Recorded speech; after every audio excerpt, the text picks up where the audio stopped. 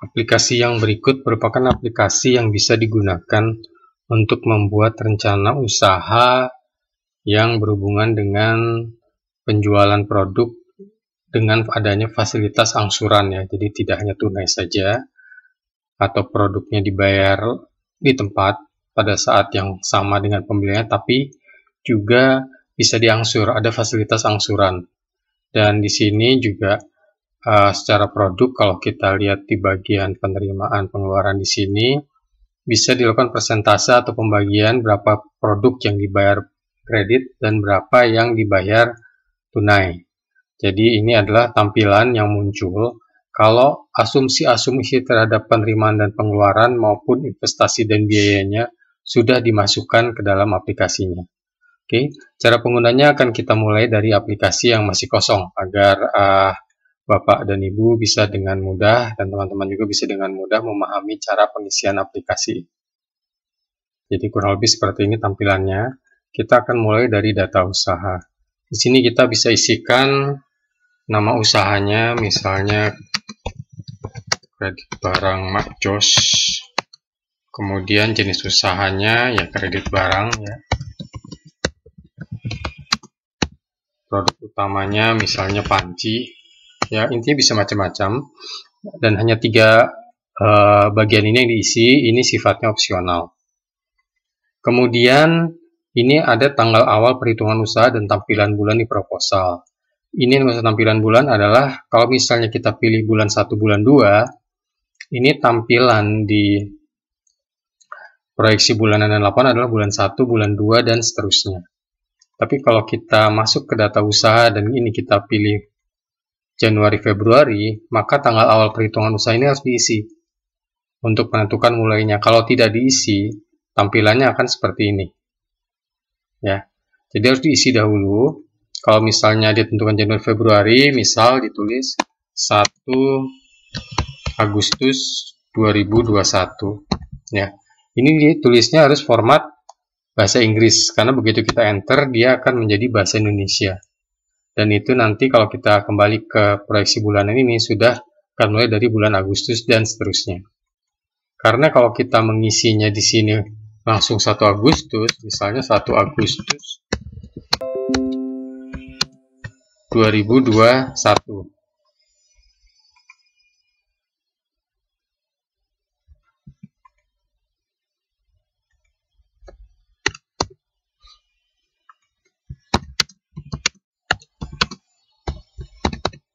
Karena kalau kita coba mengisinya ini 1 Agustus tapi format Indonesia, misalnya 1 Agustus 2021, maka di sini akan terlihat kalau kita kembali ke proses laba rugi. Jadi seperti ini karena format tanggalnya tidak bisa dibaca. Jadi kita mesti kembalikan lagi ke semula, penulisannya adalah 1 Aug 21. Ya, sama-sama terlihat 1 Agustus 21, tapi nanti bisa dilihat di bagian di sini tadi tampilannya berbeda. Oke, kita akan lanjut kemudian setelah setup ini selesai, ini saya kembalikan karena lebih mudah melihat dari bulan 1 dan seterusnya di awal, nanti bisa diganti pada saat sudah selesai pembuatan rencana usahanya. Kemudian di format laporan keuangan ini sudah disiapkan sesuai dengan jenis usahanya. Ya. Jadi kalaupun akan ingin diganti nama-namanya, bisa diganti. Hanya perlu diperhatikan, hanya penamaan saja diganti, yang bisa diganti. Sedangkan tidak bisa ditambahkan akunnya, tidak bisa diganti peruntukannya. Ya, ini adalah pembuatan rencana usaha dan biasanya membuat rencana usaha tidak akan sampai detail karena itu sudah masuk namanya rencana kerja. Ini hanya untuk memberikan gambaran bagaimana profil usahanya dengan asumsi-asumsi yang diisikan. Jadi nggak perlu sampai detail. Nanti harus ditulis panci tipe ini, harga, nggak perlu sampai di sana. Ya, ini hanya pembuatan rencana usaha. Oke, ini kita akan masuk. Setelah tadi setupnya selesai, maka kita akan masuk ke bagian perencanaan.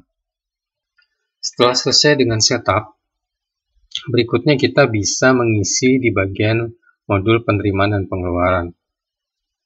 Di sini sudah dibuat mudah, di mana pengisian asumsi terhadap produk yang dijual itu bisa diisikan di sini, termasuk juga terhadap transaksi kreditnya. Pertama, kita perlu mengganti dulu penamaan produk 1, 2, hingga 5. Ini tidak perlu produknya detail ya. Jadi sebagai contoh di sini saya tulis peralatan dapur. Kedua misalnya barang elektronik. Ya. Elektronik. Ketiga, kalau misalnya mau dibuat agak lebih spesifik tapi tetap umum, misalnya kita isi televisi. Jadi tidak perlu di sini ditulis berdasarkan merek atau satu persatu, karena ini kita buat rencana usaha dan tujuan rencana usaha itu untuk memberikan gambaran bisnisnya ini menguntungkan atau tidak. Jadi tidak perlu ditulis satu-satu sampai ada 100 merek, kemudian merek ini laku sekian, merek ini tidak perlu sampai di sana. Ya.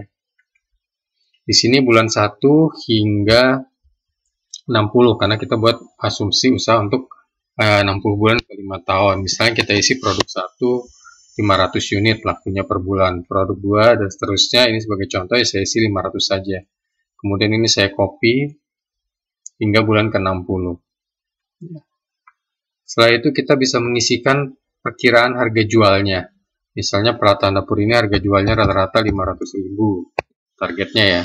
Barang elektronik 600.000.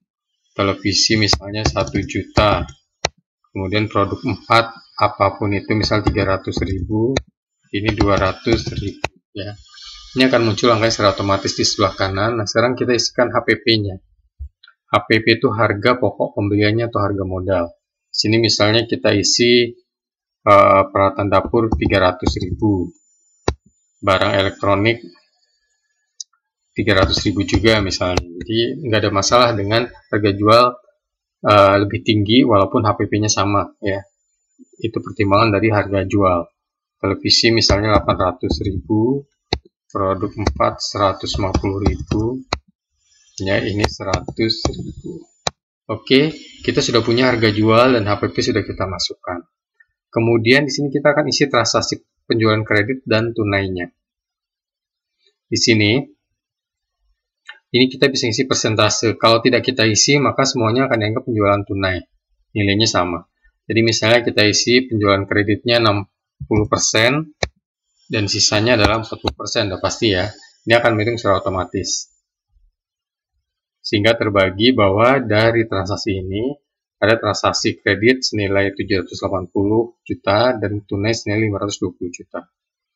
Nah, kemudian kita jumlah debiturnya. Di sini kita tidak mengisi jumlah debiturnya berapa, tapi kita mengisi satu debitur satu produk atau satu debitur lebih dari satu produk. Anggap saja satu debitur satu produk, sehingga nanti akan muncul bahwa total ini 60% ini berasal dari 1.500 debitur, sehingga nilai kredit produknya adalah totalnya 520.000 per satu debitur. Ya. Dari sini kita lihat penerimaan kas, transaksi penjualan tunai sama. Jadi sudah menyesuaikan ya. Nah, sekarang transaksi kredit. Nah, tadi ini belum muncul karena kita belum menentukan parameter-parameter kreditnya. Misalnya kita mau tentukan biaya administrasinya 10.000. Kita isikan di sini akan muncul biaya administrasi 10.000. Dan untuk 1.500 debitur menjadi 15 juta. Nah, kemudian transaksi kreditnya. Nah, ini bunga pinjamannya berapa, kemudian tenornya berapa lama. Misalnya bunga adalah, ini per tahun ya, kita anggap 12% per tahun. Kemudian tenornya kita masukkan, ini 12 bulan. Oke, perhatikan tadi angkanya muncul. Dan ini menggunakan metode perhitungan bunga flat. Jadi tidak menggunakan bunga efektif atau menurun, jadi menggunakan bunga flat. Kalau misalnya perlu bunga efektif atau menurun gimana? Ya saat ini aplikasi ini baru mengakomodasi yang bunga flat ya. Bunga efektif dan menurun belum diakomodasi. Tapi kalau untuk melihat proyeksi hasil berdasarkan bunga yang didapat itu nilai totalnya berapa dengan asumsi usaha diberikan, ini bisa digunakan. Ya. Oke, Ini total penerimaan kas sudah muncul. Ini asumsinya pembayaran dimulai di bulan kedua dari pembelian. Ya. Oke, untuk pengeluaran kas, ini masih perlu diisikan investasi, pokok pinjaman, beban bunga pinjaman, kalau memang ada pinjaman bank, dan beban operasional. Ini diisinya tidak di sini, karena itemnya lebih dari satu item, dan untuk memberikan fleksibilitas untuk pengisian data yang mungkin perlu lebih spesifik terhadap investasi dan operasional hariannya. Jadi setelah ini selesai, kita perlu masuk ke investasi atau biaya. Untuk investasi atau biaya, ini perlu kita isikan misalnya untuk usaha ini investasinya apa saja. Misalnya perlu membeli komputer, perlu membeli handphone kantor ya, dan ini yang sebagai aset. Perlu membeli meja kursi, perlu membeli motor ya. Ini misalnya komputer, satuannya set, perlu 2 set. Oh, satu lagi perlu membeli printer di sini. Kemudian handphone set juga perlu misalnya 2 set. Meja kursi set perlu misalnya 2 set juga. Motor unit 1 unit.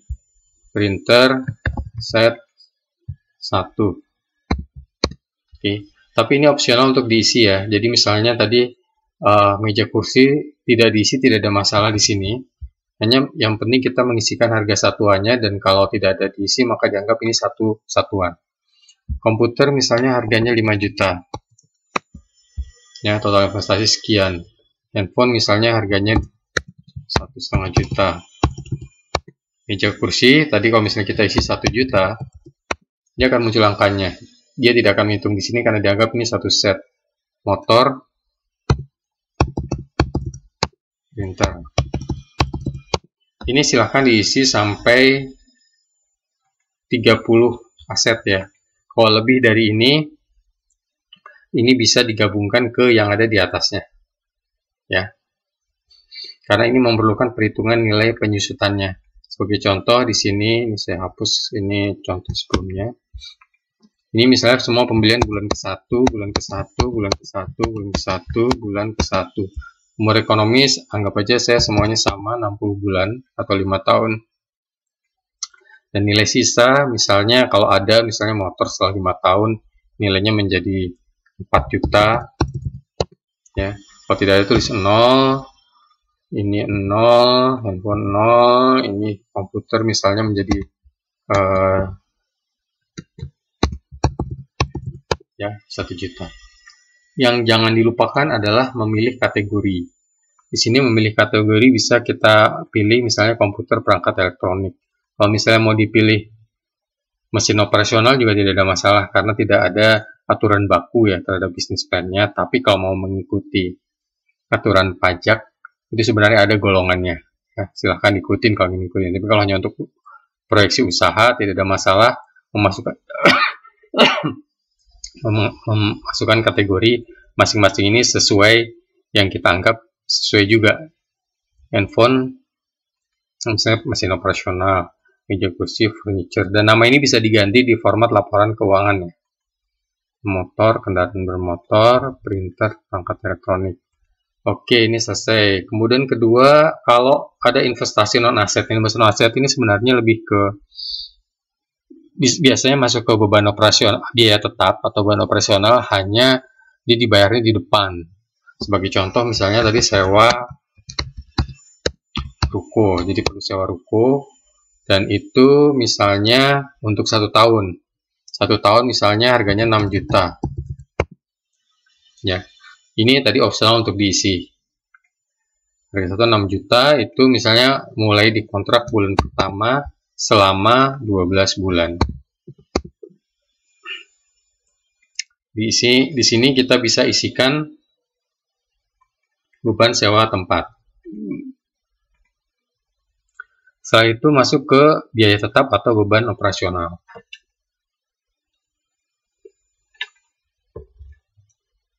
Di biaya tetap ini kita bisa masukkan ini misalnya karyawan ya, kemudian direksi, kemudian listrik, air, internet, kemudian telepon, kemudian ATK, kemudian bensin. Jadi silahkan isikan di sini. Ini sama juga satuannya, kalau nggak diisi akan dianggap satu, tapi kalau ada satuannya bisa diisi, misalnya orang, ada misalnya 5 karyawan, masing-masing 1 juta. Kemudian direksi misalnya ada 1 orang 2 juta ya. Ini silahkan diisikan bebas. Listrik misalnya per bulan 500.000. 500.000. Air 200.000. Internet 200.000. Telepon 500.000. ATK 200.000, bensin 200.000 juga. Ya, jangan lupa di sini tadi kategorinya. Ini beban gaji karyawan, listrik,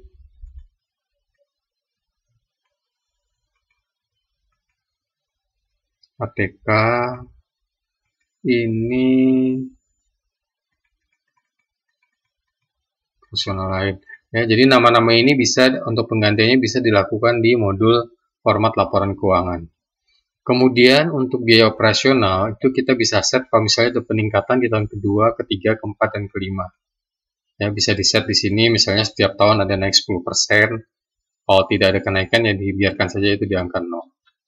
Pada prinsipnya setelah kita mengisikan modul ini kita kembali ke penerimaan dan pengeluaran. Ini sudah selesai, jadi sudah muncul angkanya di sini. Sehingga kita lihat bahwa ini ada kebutuhan modal hingga bulan kelima adalah 789 juta. Itu untuk mengcover seluruh nilai yang negatif ini. Ya. Kalau kemudian kita kembali ke permodalan, nah di sini adalah lanjutan kita. Di sini butuh modal, jadi di sini pengeluaran adalah sekian, kemudian pendapatan sekian. Ini butuh modal 789 juta. Misal sekarang kita isi pemilik modal 1, Pak Bos. Ini jumlahnya 300 juta. Oke, ada kurang 489. Misalnya kemudian ada bank memberikan pinjaman. Ini bunga misalnya 5%, kemudian tenornya 24 bulan. Jumlah pinjamannya 200 juta. Nah, perhatikan angka ini menjadi berubah. Kenapa? Karena kalau kita kembali ke penerimaan dan pengeluaran, akan terlihat bahwa akan muncul beban atau pengeluaran kas tambahan untuk beban bunga pinjaman dan pengembalian pokok. Dilihat di sini bahwa minjam bulan ke-1, mulai bulan kedua dan seterusnya harus bayar kewajiban ke bank. Akibatnya, negatifnya ini bertambah di sini, pengeluaran, dan membutuhkan biaya tambahan yang tidak sama dengan kalau kita tidak meminjam ke bank. Jadi ini saya coba hapus ya. Perhatikan dari 489, kalau tadi kita minjam 200 juta harusnya 289. Nah, tapi ini lebih tinggi, yaitu tadi karena ada pokok dan hutang bank yang harus dibayar, sehingga butuh modal lebih tinggi. Dan itu sebabnya kalau kita mengganti di sini, angkanya akan sulit untuk ketemu. Jadi pertama harus dipastikan dulu angka ini sudah muncul, baru kemudian misalnya ada pemilik modal lain, Bu Bos. Ini berarti kekurangannya bisa ditulis 324097112 untuk membuat ini menjadi 0. Ya. Oke, kalau ini sudah masuk, maka di sini akan terlihat proyeksi bulanan laba ruginya sudah akan muncul. Kita bisa melihat apakah ini menguntungkan atau tidak. Wah, ternyata sangat menguntungkan. Tapi memang angka-angka yang dimasukkan tadi hanyalah angka contoh. Jadi sepertinya untuk mendapatkan ini semua, ini dengan karyawan sekian, kemudian pengeluaran sekian, agak kecil kemungkinannya ya. Dan perlu diperhatikan perhitungan terhadap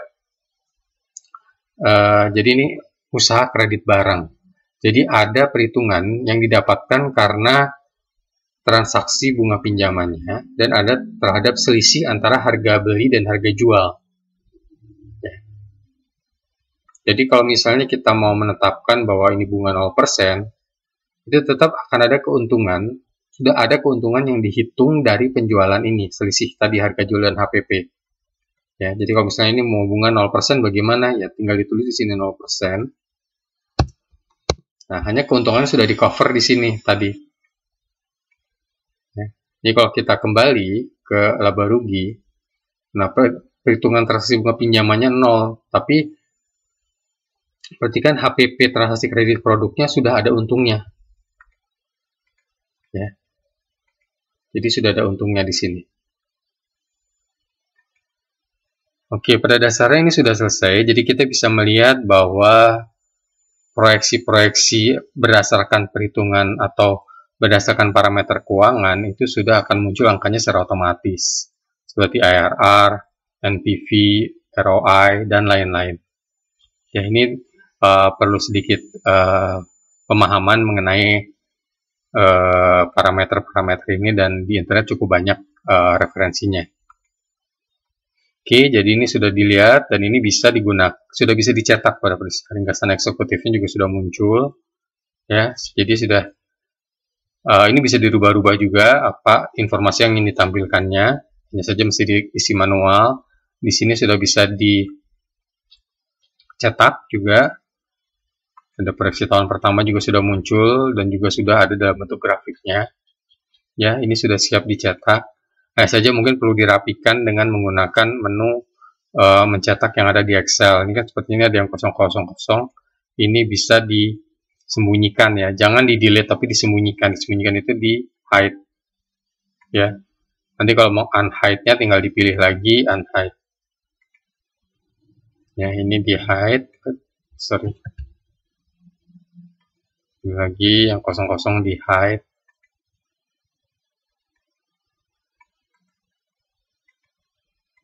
Oke. Jadi kalau kita lihat lagi di printnya, nah ini seperti ini. Cuma kan jadi wah ini masih harus ada yang dirapikan karena grafiknya masih belum rapi. Jadi bisa di hide lagi tambahannya atau dibiarkan seperti tadi agar grafiknya ada di halaman yang berbeda. Ya. Atau bisa juga digunakan page break. Page break itu maksudnya seperti ini nih, bisa dipilih di sini. Kemudian masuk ke page layout ya. Ini break, insert page break. Ya. Kalau ini dimasukkan, kalau kita lihat di sini, dia tidak akan muncul di halaman pertama, tapi sudah otomatis akan pindah di halaman kedua. Ya, ini menu-menu untuk mencetak yang juga bisa dipelajari, cukup banyak referensinya di internet. Ya, cara mencetak menggunakan Excel. Setelah itu ada modul, ini modul tambahan ya. Jadi di sini kita bisa mengisi secara manual, karena ini bukan tidak dihitung otomatis, jadi berdasarkan laporan keuangan yang ada, bisa diisikan angka-angkanya di sini. Di laba rugi mulai dari bulan ke-1 dan seterusnya, arus kas juga sama.